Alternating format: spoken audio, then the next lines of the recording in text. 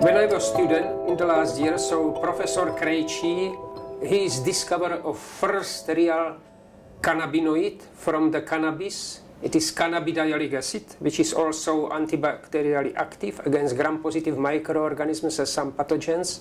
He came to analytical chemistry at Faculty of Natural Sciences and was trying to find students for 3 months to help him in the lab with cannabis research. So I told him that I shall try it, and directly I started to work 7 days a week from the morning to the evening. So then it was a half-time work, 3/4 full-time job, and then I had tenure. Then I spent 20 years at the medical faculty with research of cannabis.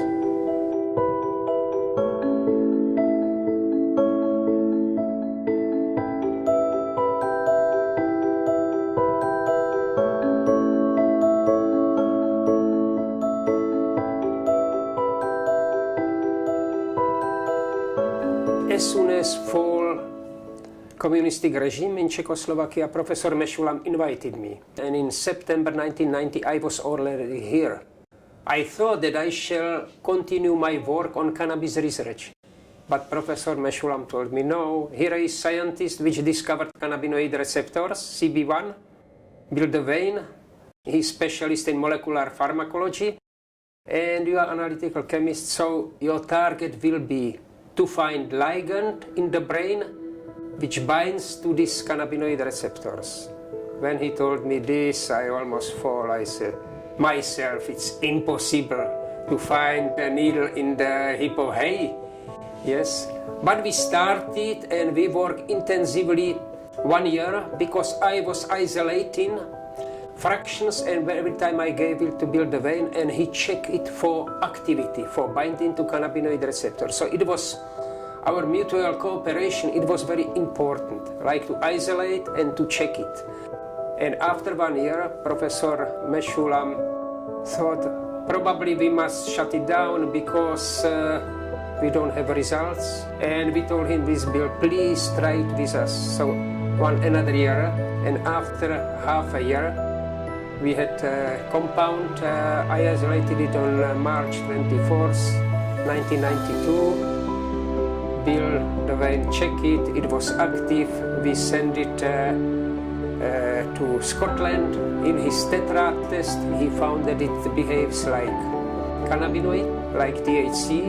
So we checked that this is really compound, and he named it Anandamide. This was idea of Bill Devane, because he like Eastern philosophy, so found that Ananda in Sanskrit is bliss, delight, and so this became Anandamide.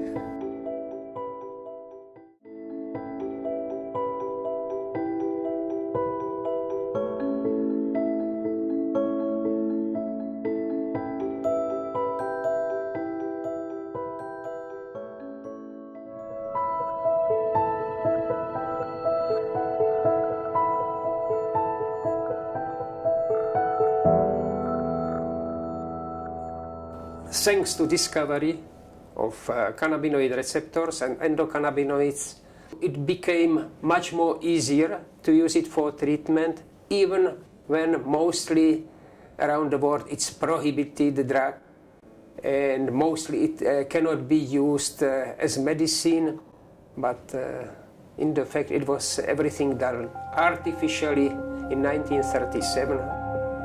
They said in the United States that it's a very dangerous drug.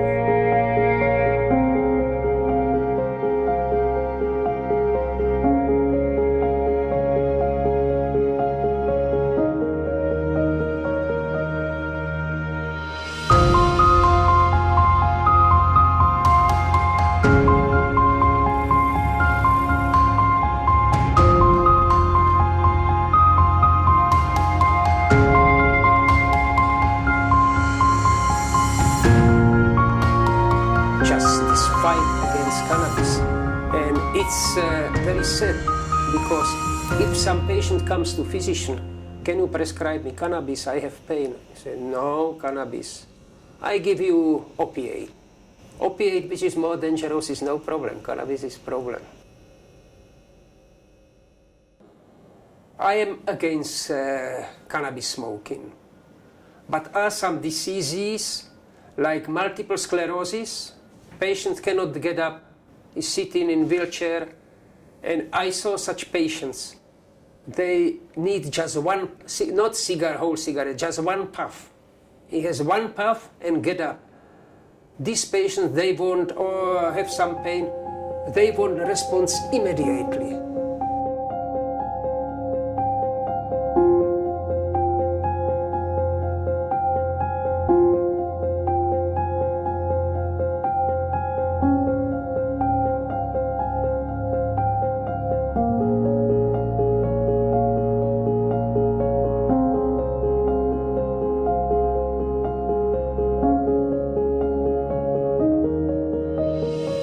Endocannabinoid system, it means cannabinoid receptors are one of the most spread receptors in human body. You can find it almost anywhere. And this is explanation why cannabis is not panacea, but why cannabis behave like almost panacea. Because you have it from the brain, from reproductive system up to the skin, you can find cannabinoid receptors, and that is why it treats so many diseases. This is because endocannabinoid receptors are anywhere, even in our bones.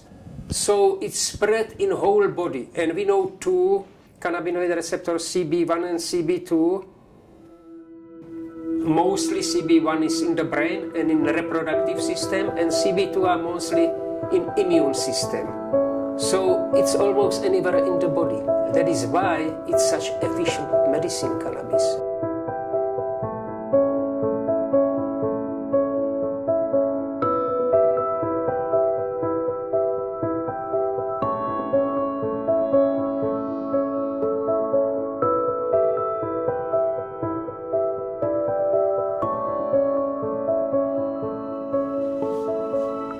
In 1921 was discovered insulin.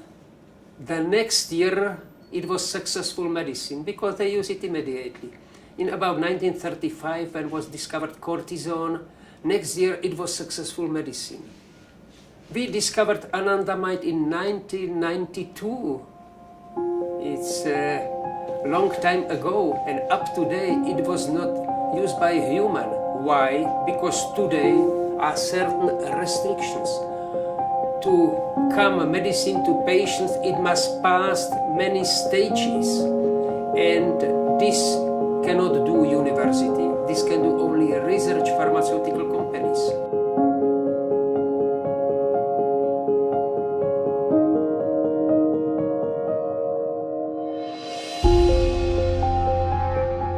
Pharmaceutical companies are, of course, against cannabis because you cannot have patent on cannabis. They try to prepare other different medicine on the base of cannabis, which can be sold more expensively. So you can see cannabidiol, but they have Epidiolex, so it's more expensive. You see THC, but they have dronabinol or marinol, so it's more expensive. Or you have, as we say, 50-50. It's about the same amount CBD THC. So they have Sativex. It's very expensive. This is big problem concerning medicinal use. And scientific problem is I cannot go to some scientific place and bring samples. It's very complicated. I need many permits, bring samples or send samples or exchange samples. Also, when we are doing analysis, so I would like to compare with other laboratories. The same sample, isolate in different laboratories in different countries, and compare if we are analyzing correctly. It's very complicated.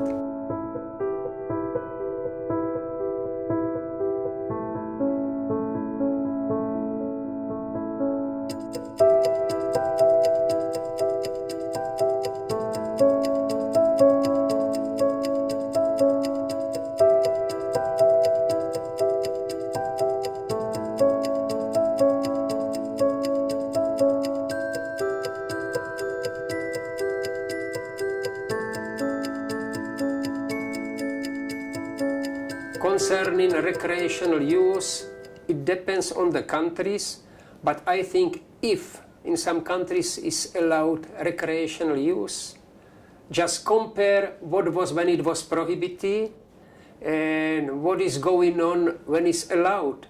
And you can compare crime if decrease or increase, but what I heard where it was legalized fully, they save a lot of money and crime didn't increase. Even on some directions crime decreased. They can beat black market because black market is a very dangerous thing.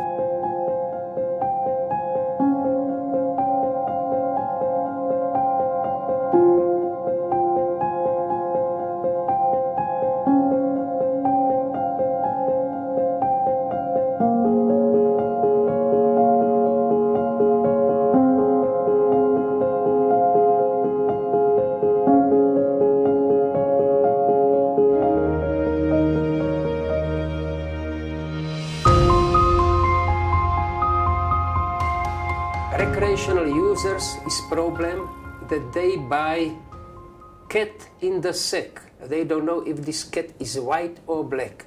What this means, they don't know what is the strain of cannabis which they bought on black market.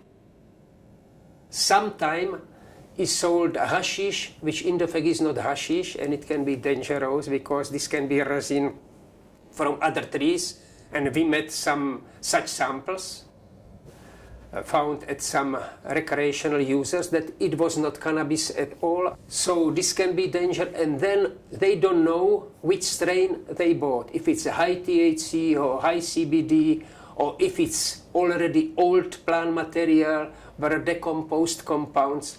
They can have problems. Different story is with patients, because patients, they teach them how to use cannabis. They must start from very low doses and gradually increase it up to they feel first effect of cannabis. Then they are on the safe side.